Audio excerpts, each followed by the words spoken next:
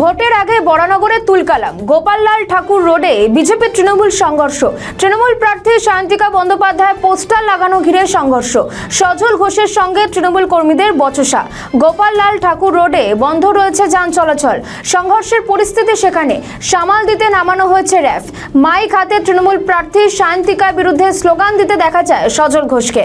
Sayantika go back, চোর MLA go back slogan দিতে থাকেন বিজেপি কর্মী সমর্থকেরা। তৃণমূল প্রার্থীর পোস্টার লাগানোকে ঘিরে সংঘর্ষ শুরু হয় বিজেপি এবং তৃণমূল কর্মী সমর্থকদের মধ্যে। খবর পেয়ে ঘটনাস্থলে যান সায়ন্তিকা বন্দ্যোপাধ্যায়। বরানগরের তৃণমূল প্রার্থীর অভিযোগ, বিজেপি বহিরাগতদের নিয়ে এসে হকি স্টিক দিয়ে আমাদের মহিলা কর্মীদের মেরেছে। এটাই বিজেপির কালচার।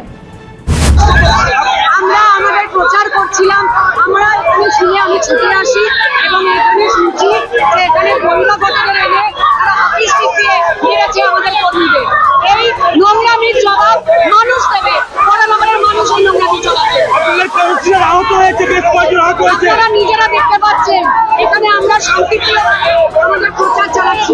বহিরাগত আপনারা এইখানে দেখুন, একটাও লোক এখানে বাইরের, একটাও লোক বরানগরের নয়। আমি বলতে চাই একটাও লোক বরানগরের নয়।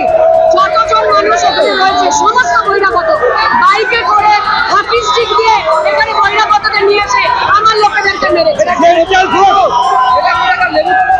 এরা কোথাকার লোক আমরা জানি না, বরানগরের এরা নয়, এরা কেউ বরানগরের নয়। বলবো যে গণতান্ত্রিক পদ্ধতিতে বরানগরবাসী বরানগরকে অশান্ত করার জবাব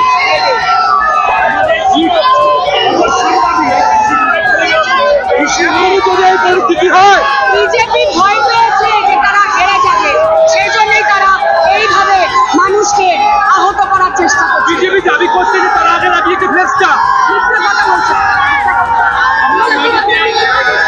তোলা ছবি, এটা দুদিন আগেকার তোলা ছবি, আমাদের কার্যালয় আছে ভেতর,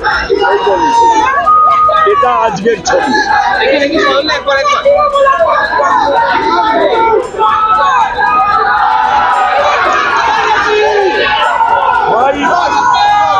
এই হচ্ছে আগেকার, এই হচ্ছে পরে, এই হচ্ছে পরে। আপনারা বলছেন আপনাদের গেট দখল করে তাদের গেট করেছে, আপনাদের গেট দখল করা হয়েছে।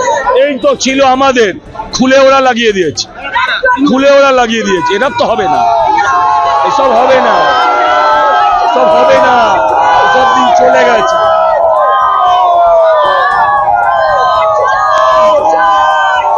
আমাদের ভিডিও ভালো লাগলে লাইক ও শেয়ার করুন। কমেন্ট সেকশনে আপনাদের মতামত জানান।